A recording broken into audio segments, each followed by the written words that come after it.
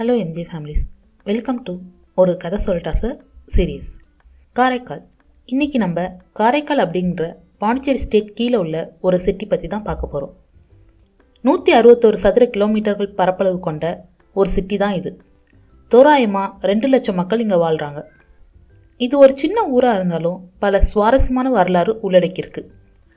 காரைக்காலோட history and எந்தெந்த ராஜ்யத்துக்கு கீழே இந்த ஊர் இருந்தது அப்படின்னு டீட்டெயிலாக பார்க்கலாம் வாங்க. அதுக்கு முன்னாடி நம்ம சேனலை சப்ஸ்கிரைப் பண்ணாதவங்க சப்ஸ்கிரைப் பண்ணிக்கோங்க அண்ட் பக்கத்தில் இருக்க பெல் ஐக்கானும் கிளிக் பண்ணிக்கோங்க. அப்போ தான் அப்கமிங் எபிசோடோட நோட்டிஃபிகேஷன் உங்களுக்கு உடனே வரும்.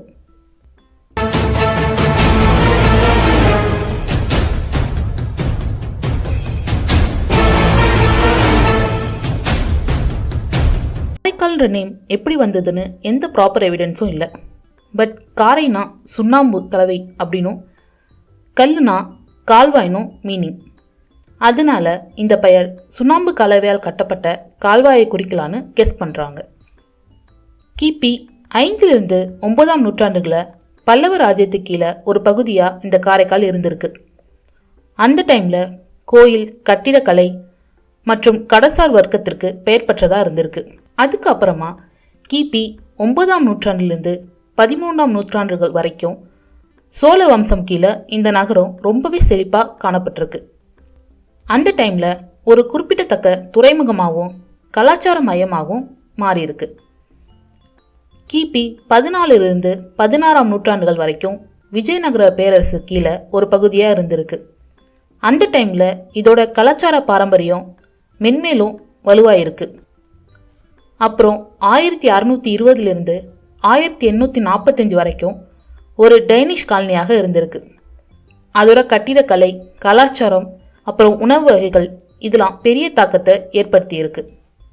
1816ஆம் ஆண்டில் காரைக்கால் பிரான்ஸ்ட ஒப்படைக்கப்பட்டிருக்கு.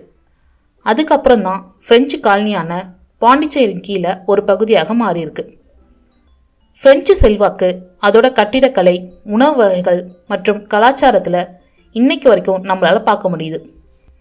1947 இந்தியா சுதந்திரம் பெற்ற பிறகு காரைக்கால் இந்தியாவோட இணைக்கப்பட்டிருக்கு.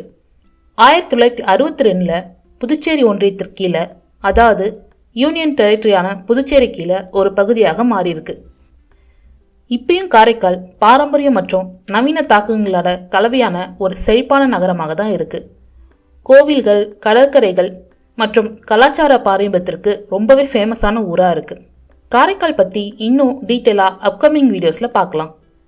உங்களுக்கு இந்த வீடியோ பிடிச்சிருந்ததுன்னா லைக் பண்ணிக்கோங்க, சப்ஸ்கிரைப் பண்ணாதவங்க சப்ஸ்கிரைப் பண்ணிக்கோங்க அண்ட் பக்கத்தில் இருக்க பெல் ஐக்கானையும் கிளிக் பண்ணிக்கோங்க. அப்படியே உங்கள் ஃப்ரெண்ட்ஸ் காரைக்காலில் இருந்தாங்கன்னா அவங்களுக்கும் ஷேர் பண்ணுங்கள். பாய், டேக் கேர்.